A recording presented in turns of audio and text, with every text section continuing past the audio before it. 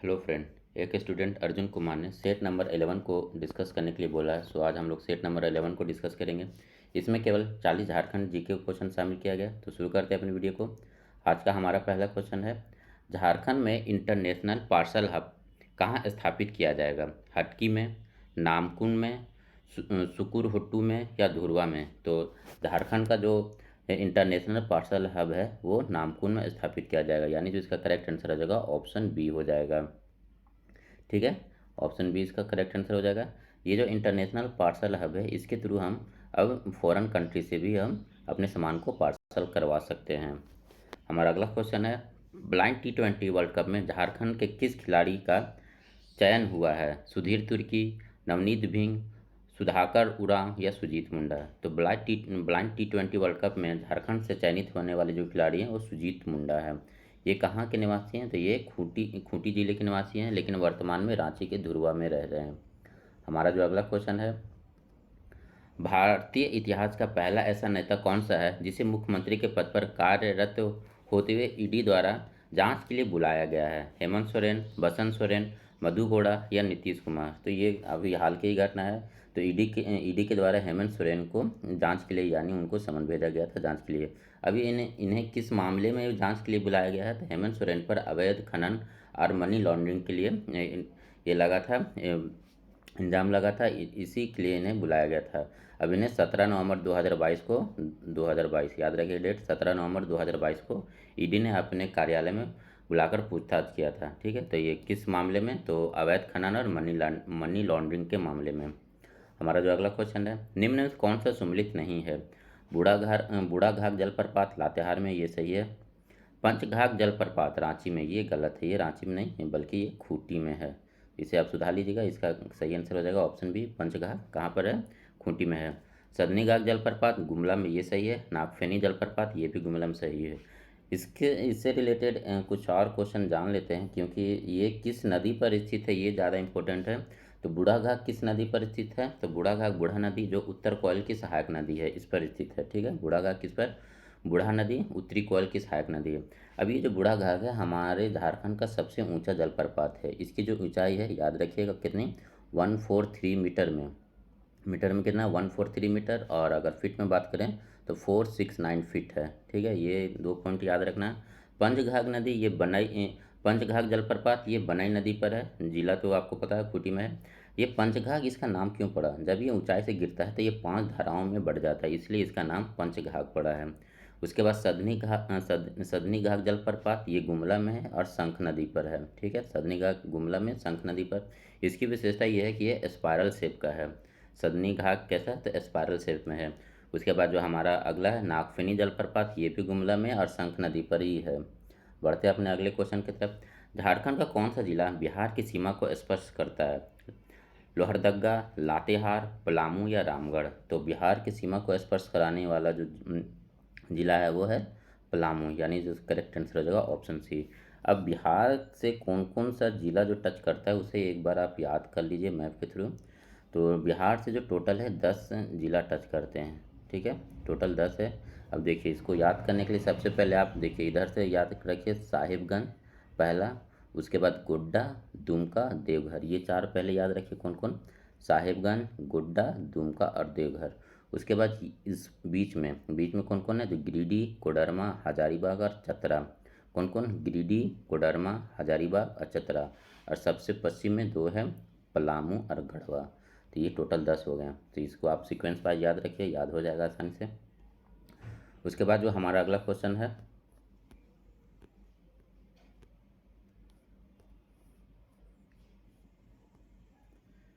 राजमहल की पहाड़ियों में निम्न में से किस मिट्टी की प्रधानता है? काली मिट्टी, जलोढ़ मिट्टी, लाल मिट्टी या लेटराइट मिट्टी? तो राजमहल की पहाड़ियों पर जो है वो ज़्यादातर काली मिट्टी पाई जाती है। ठीक है, राजमहल की पहाड़ियों पर जो ज़्यादातर किस तरह की मिट्टी है? तो काली मिट्टी की है। इस मिट्टी का निर्माण बेसाल्ट चट्टान के अपक्षय से हुआ है। काली मिट्टी को हम रेगूर मिट्टी भी कहते हैं और ये आपका कपास की खेती के लिए उपयुक्त है। हमारा अगला क्वेश्चन है, Tata iron and steel company की स्थापना कब हुई? 1807 में, 1907 में, 1913 में या 1951 में? तो Tata iron and steel company की जो स्थापना होती है वो 1907 में होती है। ये जो है जमशेदजी टाटा के द्वारा कराया जाता है। ये कहाँ पर है? तो ये जमशेदपुर के साक्षी में है। कहाँ पर? जमशेदपुर के साक्षी में स्थित है Tata iron and steel company. Jharkhand निम्नलिखित में कौन सा खनिज का एकमात्र उत्पादक है? लौह अयस्क, बॉक्साइट, तांबा अयस्क या प्राइम कोकिंग कोल? तो झारखंड जो एकमात्र खनिज का उत्पादक राज्य है वो है प्राइम कुकिंग कोल, यानी इसका ऑप्शन जो हो जाएगा डी करेक्ट आंसर हो जाएगा। बढ़ते हैं अपने अगले क्वेश्चन की तरफ। हमारा अगला क्वेश्चन है, कृषि विभाग के अनुसार झारखंड में कितने उपक्षेत्र में विभाजित हैं? 5, 3, 4, 5, 4, 3 या 2? तो कृषि जलवायु जो है झारखंड का टोटल वो 3 भागों में विभाजित है। कितने में? तो कृषि विभाग के अनुसार जो झारखंड की जो कृषि जलवायु क्षेत्र है वो 3 भागों में विभाजित है। अब ये 3 भाग कौन कौन से, इसे आप एक बार याद कर लीजिए। 1 मिनट में समझा देता हूँ मैं आपके थ्रू।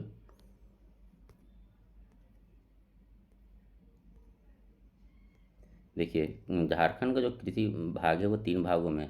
सबसे पहला मध्य व उत्तर पूर्वी पठार। मध्य व उत्तर पूर्वी पठार, तो ये उत्तर पूर्व हो गया, ठीक है। ये उत्तर पूर्व का हो गया, ये हो गया आपका मध्य भाग, और ये उत्तर का है, ठीक है। तो इसमें आप कौन कौन से ज़िले याद आते हैं ये एक बार देख लीजिए आप। तो सबसे पहले मध्य भाग में कौन कौन हो जाएगा? तो रांची और रामगढ़, ठीक है। सबसे पहले मध्य भाग में रांची और रामगढ़ हो जाएगा। उसके बाद उत्तर में कौन कौन? तो चतरा, कोडरमा, गिरिडीह, हजारीबाग, ठीक है। और उसके बाद उत्तर पूरब में याद रखिए धनबाद और बोकारो, और पूरब में साहेबगंज, गोड्डा, पाकुड़, दुमका, देवघर। तो ये हो गया कौन सा क्षेत्र? मध्य व उत्तर पूर्वी पठार के क्षेत्र में। ये जो सारा पार्ट है, ये वाला पार्ट, ये आपका मध्य उत्तर पूर्वी क्षेत्र में आ गया। कौन कौन सा इसमें? तो इधर सबसे पूर्वी भाग में देखेंगे तो कौन कौन? साहेबगंज, गोड्डा, पाकुड़, दुमका, देवघर और जामताड़ा। उसके बाद जो उत्तर पूर्व में है कौन? धनबाद और बोकारो। उसके बाद जो बीच में है रामगढ़ और रांची, और उसके बाद सबसे जो उत्तर में है ये है गिरिडीह, कोडरमा, हजारीबाग और चतरा, ठीक है। एक पार्ट ये हो गया। दूसरा पार्ट है हमारा पश्चिम पठार। पश्चिम पठार में कौन कौन आ जाएगा? तो इसमें गढ़वा, पलामू, गढ़वा, पलामू, उसके बाद लातेहार, उसके बाद ये इससे सटा हुआ लोहरदगा, और उसके बाद ये गुमला, और उसके बाद सिमडेगा और एक खूंटी। ये आ जाएगा आपका किसमें? पश्चिमी पठार में। कौन कौन? तो पलामू, गढ़वा, लातेहार, लोहरदगा, गुमला, सिमडेगा और एक खूंटी का। उसके बाद दक्षिण पूर्वी पठार में, तो दक्षिण पूर्वी पठार में जो ये सिंहभूम वाला क्षेत्र है ये पार्ट आ जाएगा, ठीक है। दक्षिण पूर्वी पठार में कौन कौन आ जाएगा? तो ये सिंहभूम वाला पार्ट कौन कौन इसमें सा है? तो पूर्वी सिंहभूम, पश्चिमी सिंहभूम, पूर्वी सिंहभूम, पश्चिमी सिंहभूम और सरायकेला खरसावां। तो इसे आप मैप के थ्रू याद कर लीजिएगा, आसानी से याद हो जाएगा। बढ़ते हैं अपने अगले क्वेश्चन की तरफ।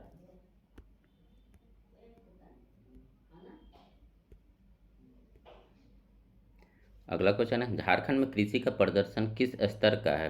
राष्ट्रीय औसत से बहुत उच्चतर, राष्ट्रीय औसत से बहुत निम्न, राष्ट्रीय औसत से एकदम बराबर, या राष्ट्रीय औसत से मामूली ऊपर? तो झारखंड में जो कृषि प्रदर्शन है वो राष्ट्रीय औसत से बहुत निम्न है, यानी जो इसका करेक्ट आंसर हो जाएगा ऑप्शन बी हो जाएगा।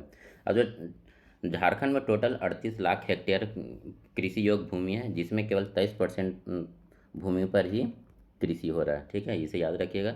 झारखंड में टोटल कृषि योग्य भूमि कितना है? तो 38 लाख हेक्टेयर है, जिसमें केवल 23% भूमि पर ही कृषि कार्य हो रहा है। हमारा अगला क्वेश्चन है, बॉक्साइट में आरक्षित भंडार की दृष्टि से झारखंड राज्य भारतवर्ष में डैश स्थान है? 6ठा स्थान, 7वां स्थान, 5वां स्थान या 8वां स्थान? तो बॉक्साइट के आरक्षण में जो झारखंड का रैंक है वो 7वां है, यानी जो इसका करेक्ट आंसर हो जाएगा ऑप्शन बी हो जाएगा। अब ये बॉक्साइट के लिए एक यहाँ पर फेमस जो है कंपनी है, उसका नाम हिंडाल्को है। ये 1948 में बनाया गया था। ये कहाँ पर है? तो रांची मूरी में है, ठीक है। इसे याद रखिएगा। निम्न में से किस राज्य के संस्थापक को गोमुखी राजा के नाम से जाना जाता है? नागवन, रामगढ़, पंचेत या खड़गडिहा? तो किसे गोमुखी राजा के नाम से जाना जाता है? तो ये ऑप्शन सी हो जाएगा इसका करेक्ट आंसर, यानी पंचेत। पंचेत राज के जो संस्थापक राजा थे उन्हें गोमुखी राज के नाम से जाना जाता था। और इन्हें ऐसा क्यों कहा जाता? क्योंकि ये कपिल गाय की पूंछ को अपने राज का राज चिन्ह बनाया था, इसलिए इनका नाम गोमुखी पड़ गया। बढ़ते हैं अपने अगले क्वेश्चन की तरफ। सरदारी लड़ाई का विलय निम्न से किस आंदोलन में हुआ? पहाड़ी आंदोलन, हो आंदोलन, ताना भगत आंदोलन या मुंडा आंदोलन? तो सरदारी जो लड़ाई है वो किस में जाके विलय हो जाता है, तो मुंडा आंदोलन में। इसका डेट याद रखिएगा, ये 1858 से लेकर 55 तक चला था। कब से कब तक? 1858 से लेकर 95 तक। ठीक है, सरदारी लड़ाई कब? 1858 से लेकर 1895 तक चला था। इस लड़ाई को हम मुल्की लड़ाई भी कहते हैं। सरदारी लड़ाई को किस नाम से जाना जाता है? मुल्की लड़ाई। हमारा अगला क्वेश्चन है, लॉन्स नायक अल्बर्ट एक्का किस वर्ष भारत पाक युद्ध में वीर गति को प्राप्त हुए हैं? 1962 में, 1965 में, 1971 में या 1981 में? तो लॉन्स नायक अल्बर्ट एक्का जो है उन्हें 1971 में ये भारत पाक युद्ध में वीर गति को प्राप्त हुए हैं। लॉन्स लॉन्स नायक अल्बर्ट एक्का जो है झारखंड के एकमात्र ऐसे हैं जिन्हें प्रथम परमवीर चक्र मिला था मरणोपरांत। ठीक है, याद रखिएगा कि झारखंड के एकमात्र ऐसे कौन से हैं जिन्हें परमवीर चक्र मिला है, तो ये लॉन्स नायक अल्बर्ट एक्का हैं। माँ योगिनी मंदिर किस जिले में स्थित है? देवघर, जामताड़ा, गिरिडीह या गोड्डा? तो माँ योगिनी मंदिर जो है ये गोड्डा में स्थित है, यानी जो इसका करेक्ट आंसर हो जाएगा ऑप्शन डी हो जाएगा। अब इसके लिए देख लीजिए, माँ योगिनी मंदिर का जो निर्माण है वो चारूशीला देवी ने करवाया है। ठीक है, ये भी याद रखिएगा, इसका जो निर्माण है कौन कराया है? चारूशीला देवी ने। उसके बाद हमारा अगला क्वेश्चन है, जगन्नाथ मंदिर किस जिले में स्थित है? रांची में, खूंटी में, लोहरदगा में या धनबाद में? तो जगन्नाथ मंदिर जो है ये रांची में स्थित है।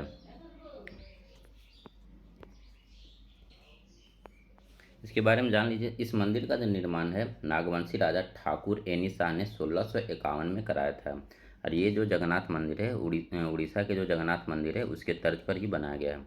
इसका निर्माण कौन कराया था? ठाकुर एनी शाह 1651 ईस्वी में। उसके बाद हमारा अगला क्वेश्चन है, निम्न में से कौन सा कथन असत्य है? रामगढ़ और हजारीबाग में 1857 का विद्रोह का प्रारंभ 30 जुलाई 1857 को हुआ। ठीक है, ये सही है। 1857 के विद्रोह के समय रामगढ़ बटालियन का मुख्यालय हजारीबाग में था। ये कथन गलत है। 1857 के विद्रोह के समय जो रामगढ़ बटालियन का जो मुख्यालय था वो हजारीबाग में नहीं बल्कि रांची में था। तो इसे आप सुधार लीजिएगा, ये सही हो जाएगा। इसका जो करेक्ट आंसर हो जाएगा ऑप्शन बी हो जाएगा। उसके बाद जो हमारा अगला ऑप्शन है, चतरा क्षेत्र में युद्ध में ब्रिटिश सेनापति मेजर इंग्लिश था। ये सही है। उसके बाद जो हमारा अगला ऑप्शन है, 1857 के विद्रोह में मुख्य नेतृत्वकर्ता ठाकुर विश्वनाथ सहदेव थे। ये भी सही है, यानी जिसका जो ऑप्शन बी है वो गलत हो जाएगा। गांधी जी अंतिम बार रांची कब आए और किस उद्देश्य से आए थे? 29 मार्च 1940 को निवारन बाबू को देखने, 29 अप्रैल 1940 को उल्फत हुसैन को देखने, 25 मार्च 1940 को श्री कृष्ण प्रसाद को देखने या इनमें से कोई नहीं? तो गांधी जी जो अंतिम बार आए थे वो 29 मार्च 1940 को निवारन बाबू को देखने आए थे। उसके बाद हमारा जो अगला क्वेश्चन है, बंगम माने का संबंध किस आंदोलन? वहाबी आंदोलन, असहयोग आंदोलन, सविनय अवज्ञा आंदोलन या इनमें से कोई नहीं? तो जो बंगम माने का संबंध है वो सविनय अवज्ञा आंदोलन से है। ये कहाँ, किस क्षेत्र से? तो हजारीबाग क्षेत्र से सविनय अवज्ञा आंदोलन का नेतृत्व किए थे। झारखंड में साइमन कमीशन के विरोध का मुख्य केंद्र कहाँ था? हजारीबाग, देवघर, दुमका या इनमें से कोई नहीं? तो झारखंड का जो साइमन कमीशन विरोध का मुख्य केंद्र था वो रांची था, यानी जो इसका करेक्ट आंसर हो जाएगा ऑप्शन डी हो जाएगा। ठीक है, जो झारखंड का जो साइमन कमीशन का विरोध का मुख्य केंद्र कहाँ गया था? तो रांची में बनाया गया था। इसके जो यहाँ पर नेतृत्व कर रहे थे वो इसके सहायक के नेतृत्व में ये विरोध किया जा रहा था। भारत छोड़ो आंदोलन के संबंध में कौन सा कथन असत्य है?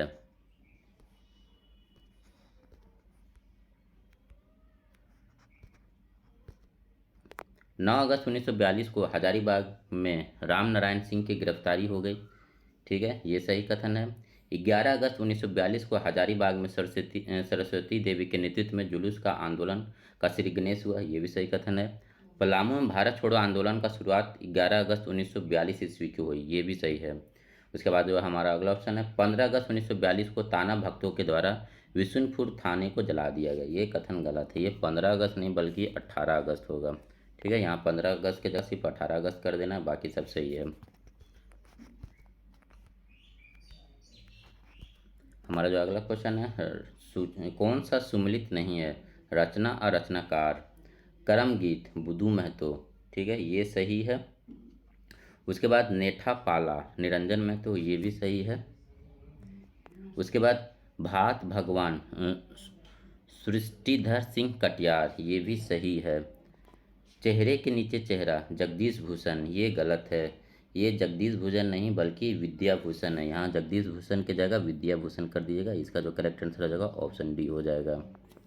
उसके बाद निम्न में से कौन सा कथन असत्य है? हाउडी मोदी पुस्तक के लेखक शैलेंद्र महतो हैं, ये सही है। मैं बोरी साइला एवं मरांगोड़ा नीलकंठ हुआ पुस्तक की लेखिका महुआ मांझी, ये सही है। बाघ और सुगना मुंडा की बेटी पुस्तक के लेखक अनुज लुगुन है, ये भी सही है। दिसुम गुरु शिबू सोरेन पुस्तक के लेखक विनोद कुमार सिन्हा, ये गलत है। दिसुम गुरु शिबू सोरेन पुस्तक के जो लेखक हैं ये कौन है? विनोद कुमार सिन्हा नहीं बल्कि आपका ये जो है अनुज कुमार सिन्हा है। यहाँ पर विनोद की जगह अनुज सिप कर लीजिएगा, अनुज कुमार सिन्हा है, ठीक है। दिसोम गुरु शिबू सोरेन पुस्तक के जो लेखक हैं विनोद नहीं बल्कि अनुज कुमार सिन्हा हैं। विजय नीलमणि खालको एवं गुरमीत सिंह का संबंध किस खेल से है? ठीक है, विजय मणि खालको और गुरमीत सिंह का संबंध किस खेल से है?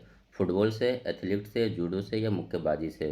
तो ये विजय मणि खालको और गुरमीत सिंह जो हैं ये एथलीट्स हैं, यानी इसका जो करेक्ट आंसर होगा ऑप्शन बी हो जाएगा। निम्नलिखित में कौन सा स्टेडियम रांची में स्थित नहीं है? बिरसा स्टेडियम ये है, JSCA स्टेडियम ये भी है, खारी स्टेडियम ये भी है, और डिगवाडी स्टेडियम ये नहीं है। ये डिगवाडी स्टेडियम धनबाद में है। कौन सा त्यौहार झारखंड का सबसे महत्वपूर्ण त्योहारों में से एक माना जाता है और वर्ष में 2 बार मनाया जाता है? दशहरा, होली, दिवाली, छठ? तो ये जो हो जाएगा ये छठ पूजा हो जाएगी, यानी सो इसका करेक्ट आंसर हो जाएगा ऑप्शन सी हो जाएगा। झारखंड के तांती और मल्होर समुदाय झारखंड के किस प्रकार के शिल्प कला से जुड़े हुए हैं? खिलौना बनाने से, लकड़ी के काम से, कठपुतली बनाने से या धातु के काम से? झारखंड में तांती और मल्हार समुदाय जो हैं वो धातु के काम से रिलेटेड है, यानी जो इसका करेक्ट आंसर हो जाएगा ऑप्शन डी हो जाएगा। हमारा अगला क्वेश्चन है, कार्तिक महीने में काले चंद्रमा के दौरान मनाए जाने वाला सबसे प्रसिद्ध कौन सा पर्व है? जावा, सरहुल, वंदना या करम? तो कार्तिक महीने में काले चंद्रमा के दौरान बनाए जाने वाला जो पर्व है वो है वंदना, यानी जो इसका करेक्ट आंसर होगा ऑप्शन सी हो जाएगा। निम्नलिखित में कौन सा झारखंड महिलाओं का पारंपरिक आभूषण नहीं है? तरपत, पायला, तरका या हंसली? तो महिलाओं का जो पारंपरिक आभूषण नहीं है वो हो जाएगा पायला, यानी जो इसका करेक्ट आंसर हो जाएगा ऑप्शन बी हो जाएगा। ये पायला है क्या? तो ये पायला एक प्रकार का आभूषण नहीं बल्कि वस्तु का माप करने वाला एक सामग्री है पायला। झारखंड में वर्षा ऋतु में देवस्थानों में गाए जाने वाला गीत कौन सा है? फगुआ, फागु पुछौरी, डाई धारा गीत या झंझाइन गीत?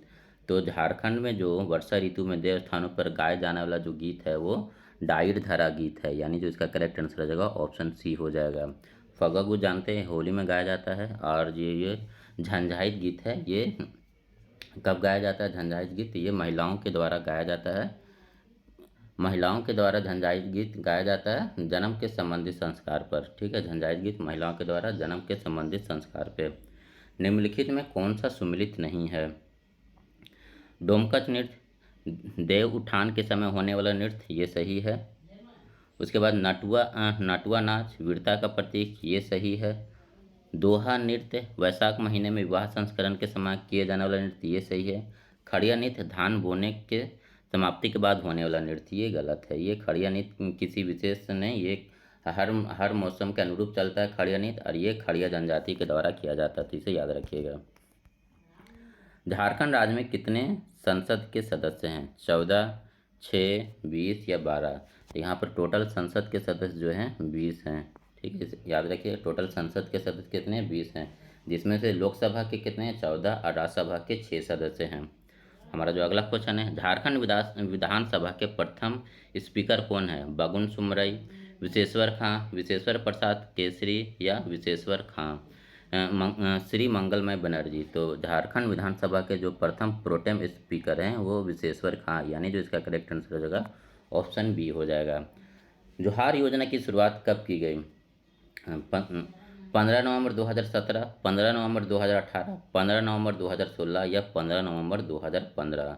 तो जोहार योजना है उसका जो शुरुआत होता है वो 15 नवंबर 2017 को होता है, इसका जो उद्देश्य है ग्रामीण क्षेत्र में रोजगार सृजन हेतु कौशल को बढ़ावा देना है। हमारा जो अगला क्वेश्चन है, झारखंड में स्कूल में लड़कियों की पंजीकरण को बढ़ाने हेतु कौन सी योजना प्रारंभ की गई? चलो बेटू स्कूल की ओर, लाडली लक्ष्मी योजना, पहले पढ़ाई बाद में विदाई, या सुकन्या समृद्धि योजना। तो झारखंड में जो स्कूल में लड़कियों की पंजीकरण यानी लड़कियों की जो अटेंडेंस है उसको बढ़ाने के लिए पहले पढ़ाई बाद में विदाई योजना चलाई जा रही है, यानी जो इसका करेक्ट आंसर हो जाएगा ऑप्शन सी हो जाएगा। जोहार योजना के बारे में कौन सा कथन सत्य है? बेरोजगार युवकों को रोजगार देने एवं निर्धन परिवार की लड़कियों की शादी हेतु सहायता के उद्देश्य से इसकी शुरुआत 2017 में की गई। सही है। प्रतिवर्ष मुख्यमंत्री विवेकानंद अनुदान कोष के तहत 272 नव विवाहित जोड़े को 1,11,000 रुपये की सहायता राशि दी जाएगी, ये भी सही है। मुर्गी पालन हेतु कार्य हेतु राज्य सरकार 4 लाख रुपये की आर्थिक सहायता राशि देगी और इन मुर्गियों के द्वारा दिए गए अंडे को राज्य सरकार स्वयं खरीदेगी, ये भी सही है। यानी जो इसका करेक्ट आंसर हो जाएगा ऑप्शन डी हो जाएगा, सभी कथन सही हैं। यूडीए का पूर्ण रूप बताएं। उज्ज्वला डिस्कॉम इंश्योरेंस योजना, ऊर्जा डिस्कोमा अचीवमेंट योजना, उज्ज्वला डिस्कॉम इंश्योरेंस योजना, या इनमें से कोई नहीं। यानी जो इसका करेक्ट आंसर होगा ऑप्शन सी हो जाएगा, उज्ज्वला डिस्कॉम इंश्योरेंस योजना। हो जनजाति के लोग अखड़ा को क्या कहते हैं? बाड़त, चित्ती, स्टा, तुरटुड, पीड़ या सड़ेक। तो हो जनजाति के लोग जो अखड़ा को है स्टे तुरटुड कहते हैं, यानी जो इसका करेक्ट आंसर होगा ऑप्शन बी हो जाएगा। विद्या स्वयं को क्या कहते हैं? चवैने पुत्र, होडोको, वेदवनीस या वेदवाणी, या इनमें से कोई नहीं। तो विद्या समुदाय जो है स्वयं को वेद निवास या वेदवाणी कहते हैं, यानी जो इसका करेक्ट आंसर होगा ऑप्शन सी हो जाएगा। बंजारा जनजाति के संबंध में कौन सा कथन असत्य है? यह घुमक्कड़ किस्म की जाति होते हैं, ये सही है। इनका समाज मातृसत्तात्मक, ये गलत है। इनका समाज जो है पितृसत्तात्मक होता है। उसके बाद इनमें से राय की उपाधि काफ़ी प्रचलित है। ये 4 वर्ग चौहान, पवार, राठौर और ऊर्जा में विभाजित है, ये भी सही है। यानी जो इसका करेक्ट आंसर हो जाएगा ऑप्शन बी हो जाएगा।